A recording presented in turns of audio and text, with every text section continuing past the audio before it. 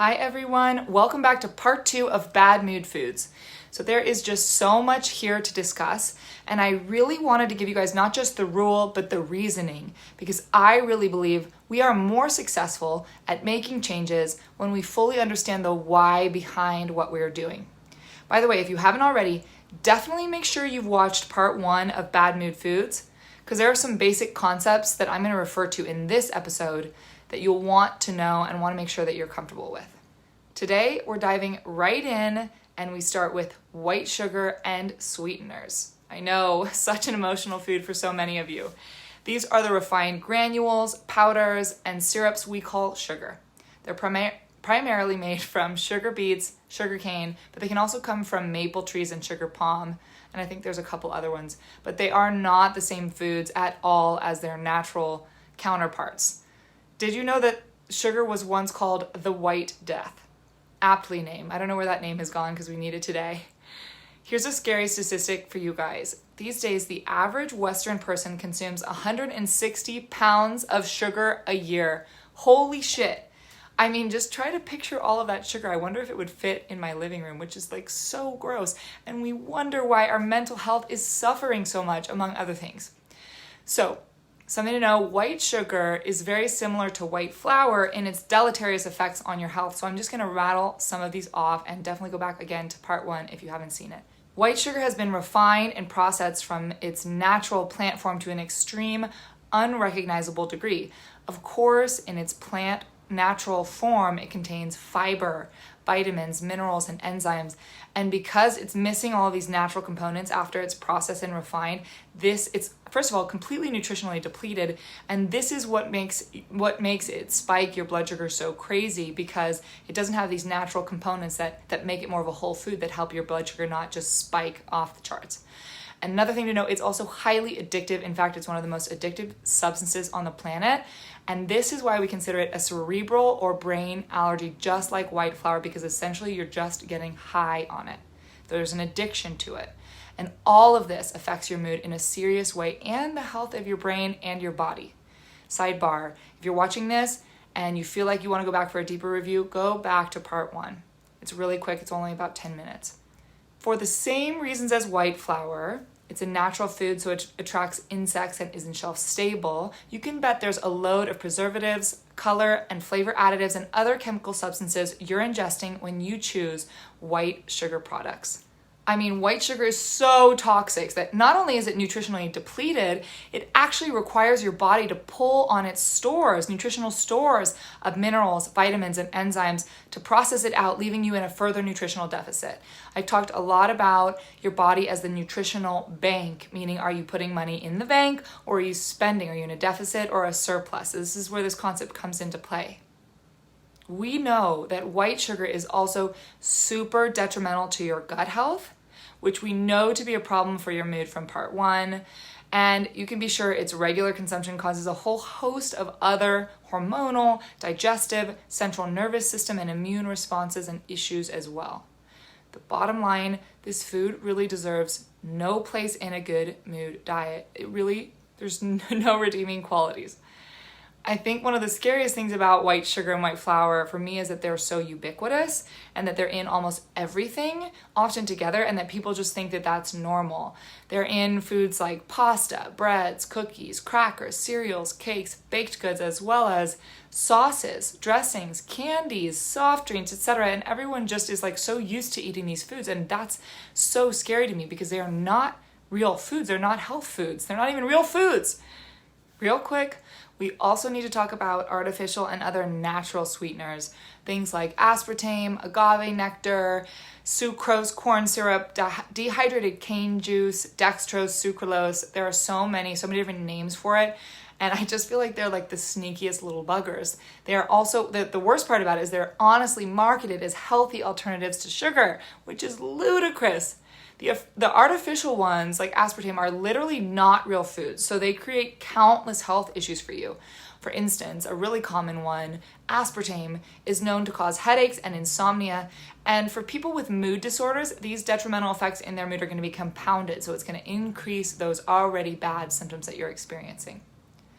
You should know The breathtaking increase in consumption of these first two substances on our list, which are white flour and white sugar, they're often together in foods, is a direct cause in both diabetes and depression, a direct cause. And I have a source for that if you want to fact check me.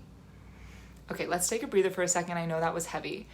In one fell swoop, I just ruined so many of your favorite foods and basically burned your security blanket. Well, I'm not sorry, because you've got to trust me on this one. If you are sitting here watching this video because you have anxiety, you should not be eating white flour and white sugar at all costs. Hard stop. Now look, once your mood is soaring and you're in a place in your life that you feel really good about and you feel proud of and your mood is stable, we can work on incorporating these foods on very special occasions and doing so in a way that feels good, where your body is fully supported to do so, where it has the nutritional stores to handle it. So I don't want you to worry too much. I definitely want you eating your wedding cake. I definitely want you to indulge in the pizza when you're in Italy, but if we're looking to see massive change in our mood, we have to make massive changes in our lives and sometimes in our diets. Moving right along. Next up, we've got gluten-containing grains like wheat, things like rye, oats, barley hybrids like spelt, kamut, triticale, as well as non-certified gluten-free oats, whether they're in their processed refined form or in whole grain form. This is an important distinction to note. This one may seem like an overlap from white flour, but it also extends into much of the healthier versions of these grains that we would never suspect as problematic in our anti-anxiety diet. And I actually kind of consider them to be different food groups. And these are things that we eat almost every single day, and for some of us probably at almost every single meal. All gluten-containing products, whether they're processed and refined or in a whole grain form, they contain two main proteins among others, but these two proteins are called glutamine and gliadine. And think glue, and it's what makes bread so bouncy and cakes so deliciously spongy. But gliadine in particular is insoluble in water and therefore near impossible for most people to digest, aka it causes problems in your stomach, which causes a bunch of other problems. Let me explain. When food doesn't get digested all the way, it's incredibly irritating to your gut lining, which contributes to inflammation of your gut lining and eventual tearing, which is called, you might have heard, leaky gut syndrome. Now, this is overall detrimental to your gut health, which affects essentially everything in your body. But for now, just think that if it's bad for my gut, it's bad for my mood and my immune system and a lot of other things.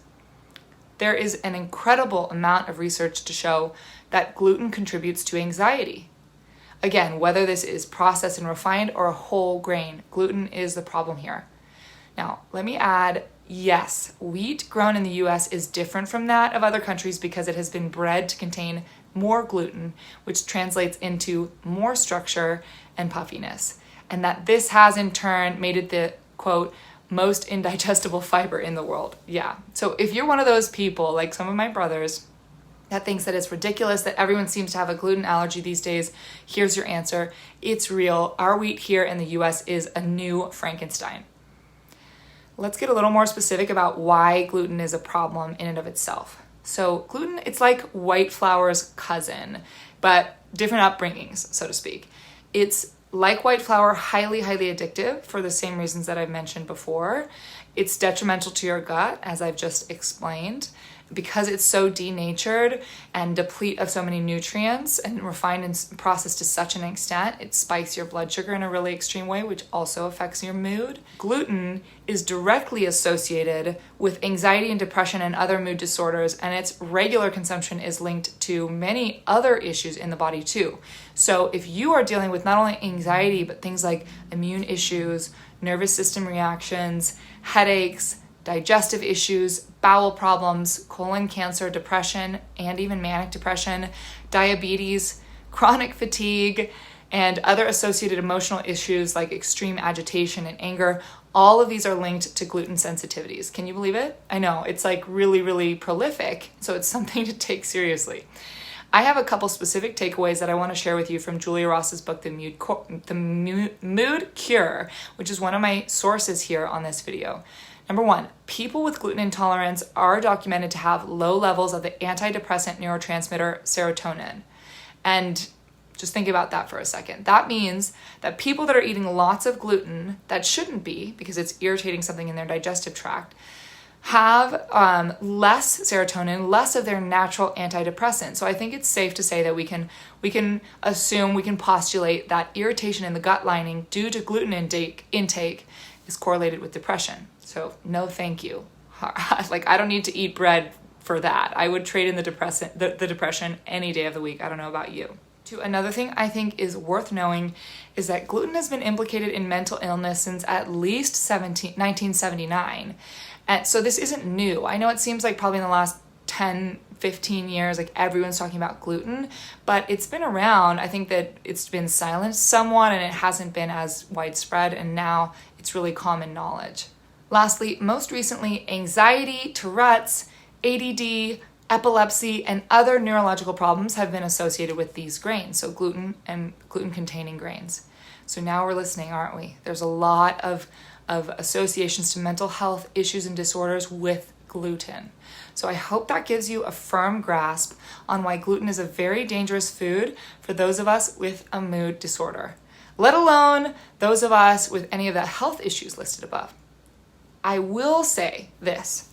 There is a time and place for gluten-containing grains when they are sourced properly, in their natural, unadulterated form, and properly prepared. So think of like an organic, whole grain sourdough on occasion.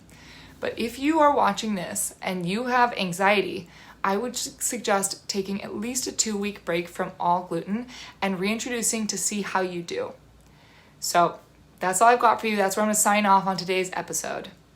If you're watching this on YouTube and you liked it, like it and subscribe and hit that bell button and make sure that you get notified every time I release a new video, because there's several more parts to this Bad Mood Foods series I don't want you to miss, because any one of these foods or some of these foods or all of these foods could be the main culprit in your anxiety. Thank you guys so much for being here, and I'll see you on the next part of Bad Mood Foods.